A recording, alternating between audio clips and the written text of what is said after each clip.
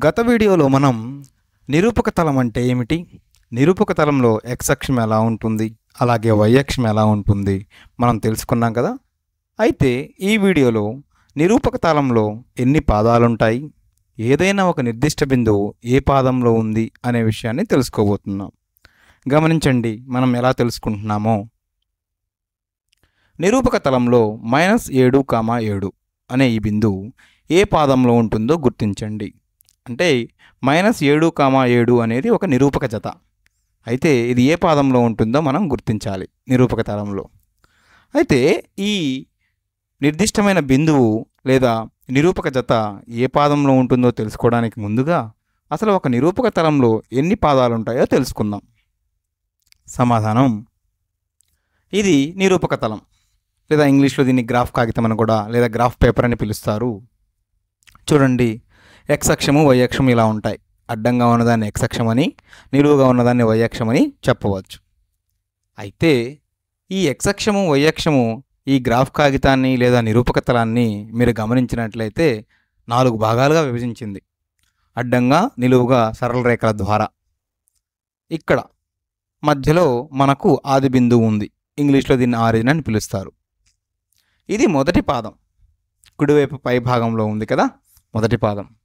ఈ పాదంలో x, y అంటే x అక్షం పైన బిందువులు, y అక్షం పైన బిందువులు రెండూ కూడా ధనాత్మకంగా ఉంటాయి. ఇంగ్లీష్లో x మరియు y రెండూ పాజిటివ్గా చెప్పవచ్చు. అంటే x నిరూపకము, y నిరూపకము రెండూ కూడా ధనాత్మకంగా ఉంటాయి. తరువాత రెండవ పాదాన్ని గమనించండి. ఇది ఎలా ఉంటుంది అంటే రెండవ పాదంలో x రుణాత్మకము, y ధనాత్మకము. అంటే నిర్దిష్ట బిందువులో x రుణాత్మకంగా ఉంటుంది మరియు y ధనాత్మకంగా ఉంటుంది. అక్షం పైన కూడా మీరు గమనించండి, x విలువలన్నీ రుణాత్మకంగా ఉంటాయి, y విలువలన్నీ కూడా ధనాత్మకంగా ఉంటాయి గమనిస్తే. అదేవిధంగా మొదటి పాదంలో x విలువలన్నీ ధనాత్మకము, అదేవిధంగా y విలువలు కూడా ధనాత్మకమే, మీరు పరిశీలించవచ్చు. తదుపరి ఇది మూడవ పాదం. మీరు చాలా సులభంగా దీన్ని తెలుసుకోవచ్చు, చూస్తూనే అర్థమవుతుంది. మూడవ పాదంలో x మరియు y రెండూ కూడా రుణాత్మకమే.